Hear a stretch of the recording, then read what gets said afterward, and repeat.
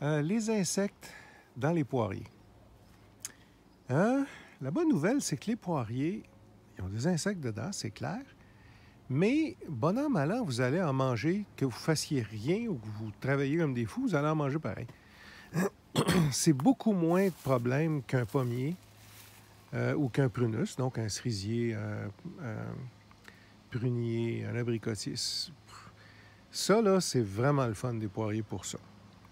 Encore là, il y a quelques insectes. Vous allez voir des pucerons, vous allez voir des fourmis. Pas grave, eux autres vont s'arranger. Les coccinelles vont venir faire la guerre à ça, ça va marcher. Vous allez voir des chenilles. Regardez là, ça c'est une feuille qui est roulée. Il y a une chenille dedans. Probablement qu'il y a une guêpe qui va venir la chercher. Tiens, là-dedans, si je fouille, j'ai pas mes lunettes là, mais si je fouillais, il y a une chenille. Pas grave. C'est pas. Comment je peux. Si. Regardez le nombre de feuilles qu'il y a dans. Ça, c'est quelques poiriers que j'ai là. Regardez le nombre de feuilles qu'il y a là. Fait que c'est impossible que les chenilles mangent tout ça. Puis l'autre chose, j'ai plein de guêpes ici. C'est pas nécessairement des guêpes là, comme les jaunes là,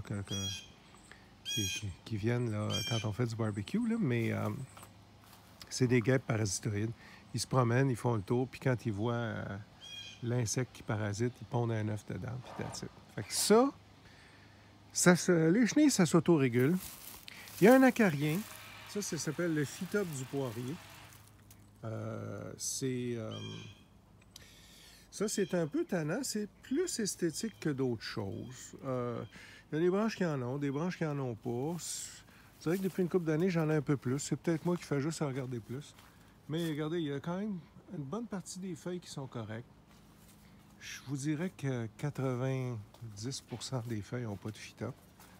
Tiens, ça, c'est beau. L'an passé, j'en avais beaucoup là. On dirait que mes moins. Là. Je sais pas pourquoi. Regardez, les feuilles sont belles. Tu sais, encore là, on s'arrange pour avoir un poirier qui n'a pas trop de maladies. Là. Le plus possible résistant aux feux bactériens et à la tavelure. C'est un peu les mêmes maladies que le pommier. Les feuilles sont belles. J'ai un peu de phytope là-bas, mais pas grave. Il n'y a rien à faire. Oui, vous pouvez mettre du soufre si ça vous tente, mais moi, du soufre, là, j'aime pas ça. C'est un fongicide. Puis si vous voulez, comme moi, je vais faire pousser du strophaire vin rouge dans le fond, ici, en bas, là. Je ne veux pas mettre du soufre qui va possiblement nuire aux champignons que je vais manger. Puis le soufre, ça va s'accumuler, hein? C'est pas volatile, là. Fait que, pas chaud à l'idée de mettre... Je mets pas de stuff ici, là, oubliez ça. J'ai déjà fait une vidéo là-dessus, là. Regarde, je suis capable de vivre avec un peu de phytope. Bon. Les poires, mes poires précieuses, je les ensache. Quand j'en ai pas beaucoup, puis je vais être sûr de les manger, je vais les ensacher. Ça, c'est un poirier asiatique. J'adore. J'en ai pas beaucoup. C'est une greffe. Ça, c'est un poirier européen. C'est mon franken-pommier, un poirier en passant, là. C'est un clap rouge. Je ne l'aime pas trop. Fait que je le surgreffe de partout. Donc ça, c'est un poirier européen, clap rouge, trop sensible aux maladies. Ici, je suis allé planter un greffon. Ça, c'est un poirier asiatique. Puis il me fait des super bonnes poires.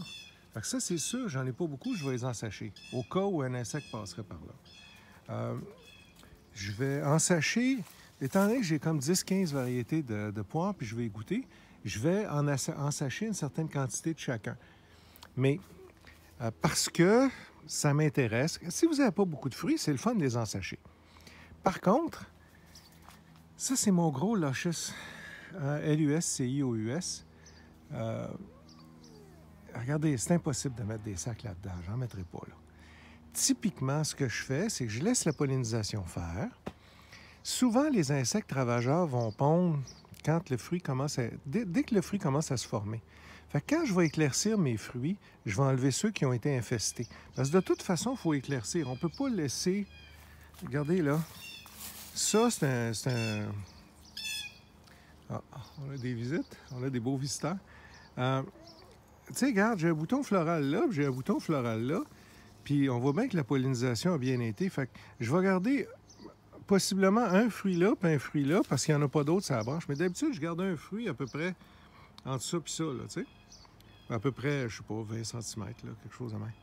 15-20, à tous les 15-20 cm. Fait que tous ceux qui sont piqués, ben je vais les enlever, c'est tout. Puis je vais garder juste les bons. Fait que, tiens, regarde, ça, c'est un autre cultivar. Ceux-là sont rouges. La pollinisation a bien été, mais elle n'est pas parfaite. C'est correct, ça. Ça, c'est parfait. Fait que, en passant, quand il y a trop de fruits, là, des vergers conventionnels, ils mettent des produits chimiques dedans pour faire tomber une partie des fruits ou une partie des fleurs, pour équilibrer leur production. Fait que, regardez, là. Quand je vais éclaircir, regarde, ça, c'était pas pollinisé. Par contre, j'en ai une belle ici. OK? Fait que quand je vais éclaircir, j'attends un peu. Je vais attendre peut-être, je vais éclaircir au mois de juin mes fruits. Je vais enlever tous ceux qui sont piqués, je vais les prendre puis je vais les mettre au compost de la ville parce que ça va chauffer. Tous ceux qui sont beaux, je vais les garder. Fait que quand j'en ai pas beaucoup, je les ensache. Quand j'en ai beaucoup, j'enlève ceux qui sont piqués en éclaircissant.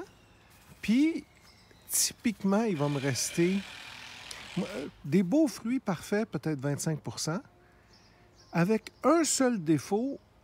Pour moi, c'est de la première qualité, là. C'est bon, là. Parce qu'on le mange au couteau, tu sais. Il va y avoir un seul défaut à une place. Ça, je les conserve. C'est peut-être 50 % de la production. Puis il y a un autre 25 % qui ne se rendra pas cet automne, qui va être trop petit, trop piqué, puis tout ça. Ça, je vais envoyer ça au compost de la ville.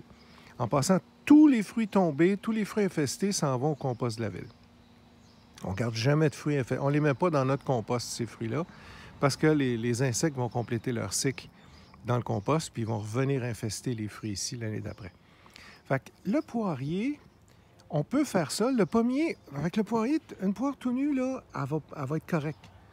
La plupart du temps. Si c'est précieux, je l'ensache pour être sûr. C'est un filet de sécurité, entre guillemets. Ici, pas question que j'ensache ça. Je vais quand même en manger plus que je suis capable d'en manger. Fait que le poirier, c'est le gros fruit, si vous voulez, le plus facile à faire pousser sans pesticides parce que vous fassiez quelque chose ou vous fassiez rien, vous allez finir par en manger. Ça me surprendrait que vous perdiez systématiquement toute votre récolte quand il va être gros. C'est sûr, si vous avez 4 poires, un insecte passe par là, oubliez ça, vous ne les mangerez pas. Dans ce temps-là, ensachez, tu sais. Fait que le poirier, on peut faire ça. On peut, en acceptant d'en perdre, il n'y a pas de problème. Par contre, le pommier qu'il y a là, chaque pomme que je vais laisser va être piquée. Point final. Ça, c'est systématique. Ça, on ne peut vraiment pas faire ça. Tandis que le poirier, on peut le faire, il n'y a pas de problème. Il va y avoir des problèmes, mais c'est tout à fait gérable. C'est un fruit qu'on peut faire 100 % bio, sans pesticides. Quand on a des grosses quantités, on ramasse ce qui est bon, c'est tout. Il y en a qui gardent 2 défauts. Moi, j'arrête à 1. Fait que, il y a des poires parfaites, puis des poires à 1 défaut. Un défaut, c'est à manger au couteau. That's it. Fait que j'espère que ça vous aide. Merci, puis bonne fin de journée.